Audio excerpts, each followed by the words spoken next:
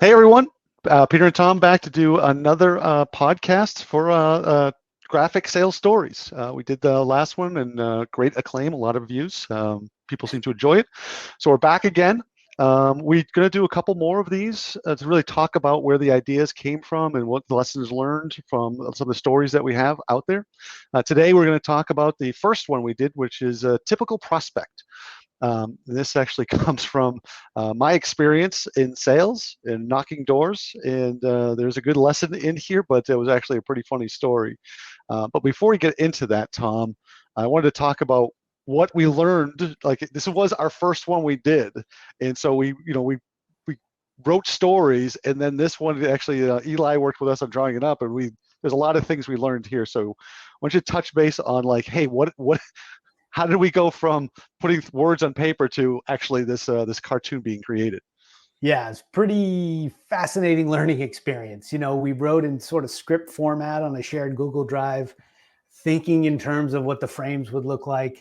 And then when we got into it, and you see the sort of attention span and the cost of developing The pages, cost of of developing the pages, right?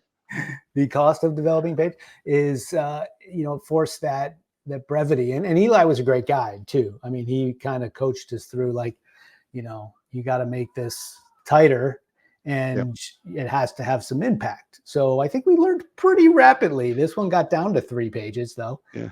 Well, and I think one of the big things we learned, so we had a lot of dialogue, and I think really subconsciously we were thinking like movie, TV, like something. So we're having a lot of dialogue, and didn't realize until we started seeing what Eli was drawing that, because he could draw and he's so good, he can get across a lot of things with hand gestures and facial expressions and more of that art. So we don't have to have as much dialogue. We can get a lot of things across, and we can cut out things because he can really capture the emotion, and get the idea across without. And I just, the most recent one we did, where we have the 3 points, the way he does that with a hand gesture, little clips at the bottom. A lot of things he does is fascinating. But this one, I think after we saw what he was drawing, we're like, oh, okay. Now I think we understand. We could cut this down from 6 pages down to 3, but it still is one of our longer stories, because we actually had 3 pages, and it was well worth it because we liked the story. But I think now we go into things like, let's try to keep it down to 2 pages. That's a little bit more effective. It is quicker for Eli to turn out the detail, like to get things out there. So yeah, you got to appreciate though, like looking at the second page, the facial expression right on this guy, and the nod to the pen. There's a lot of like subtle visual, like Easter eggs, maybe you might call them, in here. But I don't know if this was totally intentional by Eli, but the whole "sell me a pen" thing, right? This goes back forever in sales, if you're into sales. And the character here holding a pen, Retep, reminds me of that. I thought it was pretty clever. It's funny you said that, because I always go back to the scene in Wolf of Wall Street where they're at the cafe in the breakfast place. He's like, "Sell me this pen," and the whole scene that happens there is pretty funny. But the detail stuff that we have to review here, I don't know if we remember this, but when he first did that second page where the salesperson standing over the desk, he had the nameplate on the desk. So right by my hand there, where I'm leaning on the desk, the coffee mug and the pen. Well, previously he had my name, like it said C Retep there as a nameplate, and then we're like, hey, that's not his desk. That shouldn't be there. So it's like, good point. So he has to remove that, and he puts in the coffee mug. But those little details and things that we have to review to make sure there's coherency. And Eli's really good with that. So he wants these to be recurring characters and get to know them. Hold on a sec, Peter. Did you just say that C Retep is supposed to be you? It is me. It is me. A lot of people didn't pick that up. I'm really good at coming up with this long to figure out that joke. Oh, no kidding. I got to come back to 1 second. I think my favorite illustration that Eli has done to date is this bottom right-hand corner of you with the glasses tilted down. And I don't know. I love that. I think I want a big giant poster of you, Peter. Doing that. I can hear you going. Eh? Well, he asked me to do a facial expression, and I can't remember what it was, but he asked me, he's like, send me pictures of you doing this type of facial expression. And I said back to him, like, yeah, I would never do that. I would never do that. Right. I Like a think I said to him, like, raspberry. maybe, He asked you to make a raspberry like face. or raspberry sticking out my tongue and stuff like that. I'm like, yeah, that's not me. I wouldn't do Off-brand. that. That's not Peter would never do Right. that. And I think I'm like, maybe give you the middle finger to somebody. Maybe that, maybe that. Can you put that in? So he came up with the glasses thing. I'm like, okay, that's good. That's good. That's good. But let's talk. Let me ask you about the story, because this is a story that happened to you.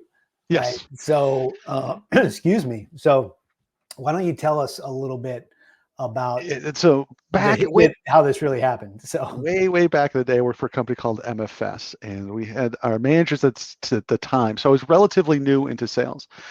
And they had this program which was like 5 after 5. So go knock 5 doors after 5 o'clock. And the idea behind this, and so some of you younger people won't know this, but that's when the gatekeeper goes home, but the people that the decision makers always stay late for work. So you go knock the door after 5 o'clock. What's that called, Peter? 5 after 5? 5 after 5. That's old school, right? Go to the building at 5. And the people let you in, and you would just walking around, knocking doors. Like it's a lot of times you're just walking in. Hey, there's no security out here whatsoever, and I'm just going to talk to you about it. And there's some stories about that. There's a lot of stories about that, and some of the scripts we had memorized and stuff. But we'll get those stories later in the cartoons.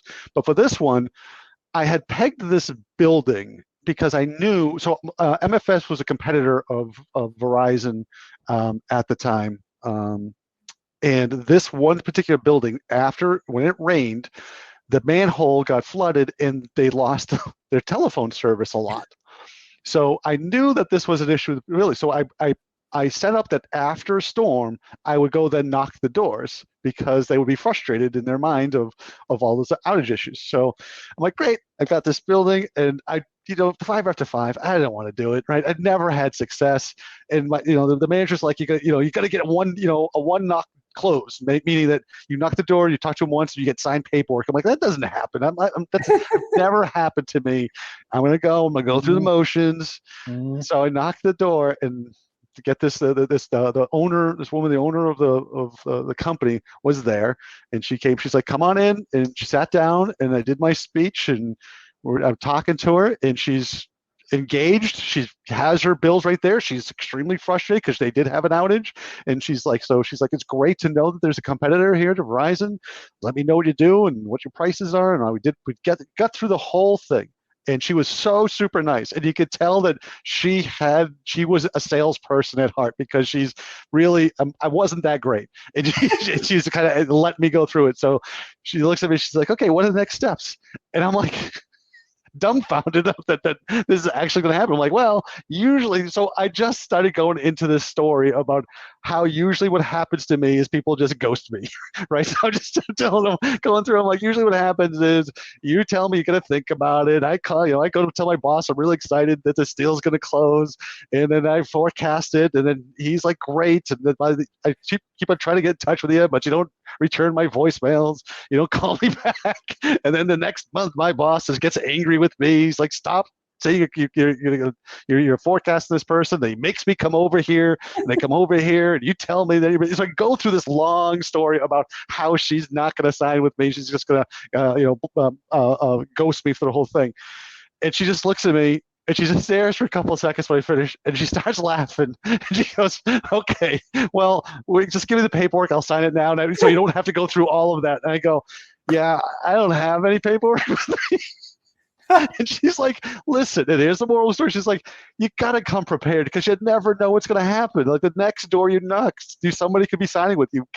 You've got to be more prepared. I'm like, you're 100% right. She's like, where's your office? I go, it's right down the block. She's like, go get the paperwork. I will wait for you.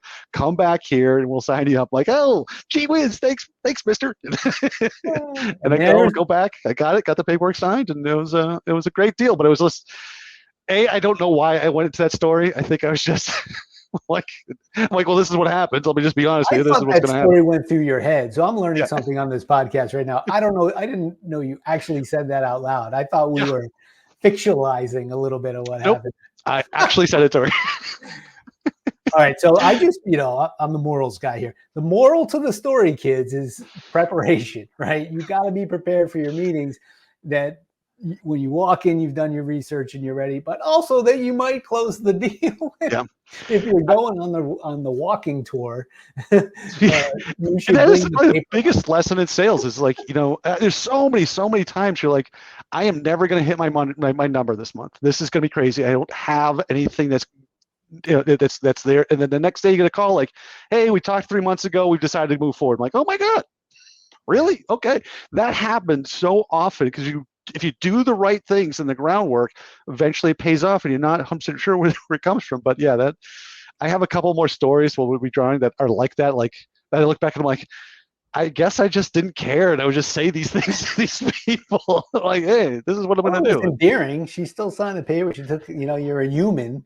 I Yeah, think there's a couple, obviously, lessons here is that, you trust the process, right? You need sales requires discipline, activity, right? I hear this a lot out there. It's like, oh, it's about quality, not quantity.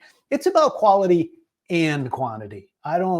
You can't, like, if you do the math on conversion metrics, if you're amazing, but you only may do 2 activities a day, if you're 100%, you're still not going to hit your quota. So you got to do the quality, but you also got to do the quantity, and you got to be disciplined, and you got to be prepared. yeah. And then you got to be a human being. I think part of you being a human, actually telling that story to her. Well, I don't think if we built a good rapport during the whole process, so I think I felt comfortable being honest and joking with her because it is my personality to be that way. But I felt comfortable with her, and I knew I had a good inkling that she would appreciate that. But I think also to Tom's point, the quality and quantity.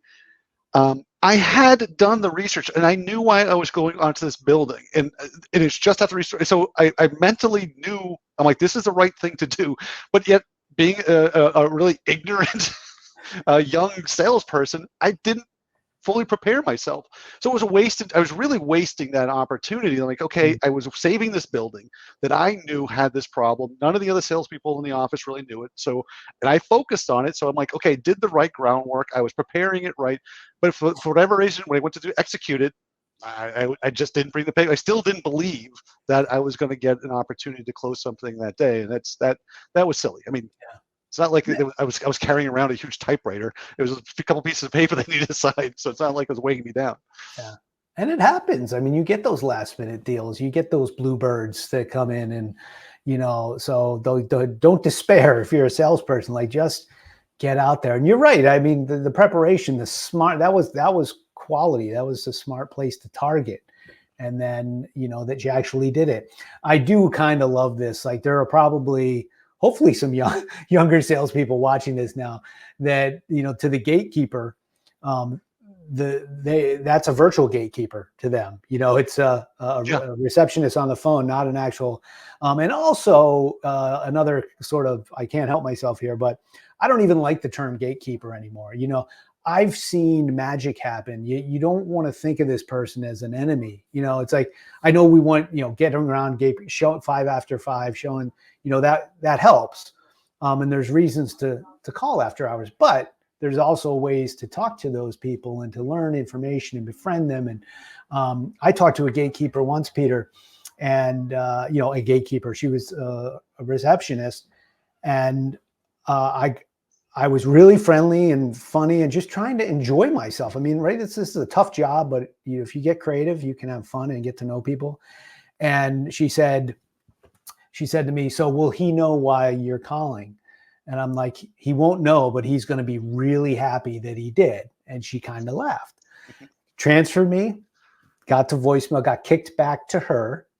She said, "Yeah, he's not picking up." And I said, "Would you mind giving me his direct line? So next shot, maybe I have a better." She's like, "Yeah, sure. Here you go."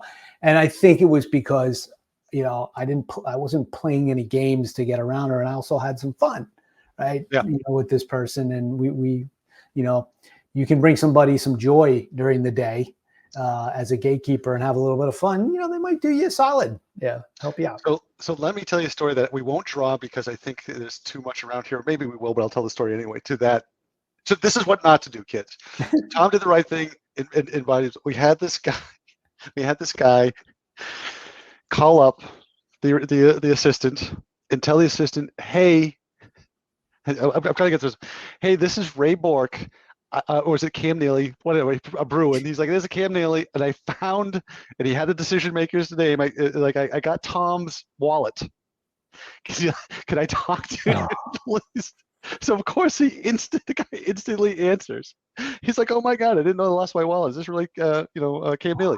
"No, this is Peter Cleary. I'm calling about this." And by the way, it wasn't me, but he's like, "I'm calling I hope about not. your telecom needs." The guy was so pissed. We're like, "What did you think was gonna happen?" So, and again, this is one of the reasons I love sales, because there's so many stupid stories like that. I just look back at it and I laugh. I'm like, what world were we living in? People are insane. So Yeah. I love that one. "Yeah, this is Cam Neely. I have his wallet. What do you think the next step's going to be?" You big dummy. Of course they're going to pick up the phone. Not to mention you lie. It's always going to get you back to them. And by the way, now your company is blacklisted by that company. Oh, Oh, be yeah. honest, people. Be honest. But anyway, so this is how. So that it is a true story. That's how it. So it did happen to me when I was first probably within the first year of selling in telecom. How it came about and the way the story's drawn. This is what we realized with Eli. Like, oh, this guy knows what he's doing. He's pretty good. But you'll start noticing a change as I look at this. And Eli mentioned the other day he's going to start putting a little bit of color in Tom's hair. Yes. Back to that redhead that he is, and maybe making us look a little bit different. Yeah. I'm not all white yet, Eli, which he Yeah. said he appreciated. By the way, I want everyone to notice too that it's work from home Friday recording this. We're normally at this high-rise building looking off from the penthouse down at the Minions in Boston. So Yeah. It just happens to be work from home Friday. But every other day of the week, we're usually there just writing these stories. As he says, in our lair. In the lair. All right, well, so I think that's it. I think we hit that one, and then we'll do the next one. The next podcast will be on the next cartoon. Thanks for tuning in, and come look for the next one. Thank you.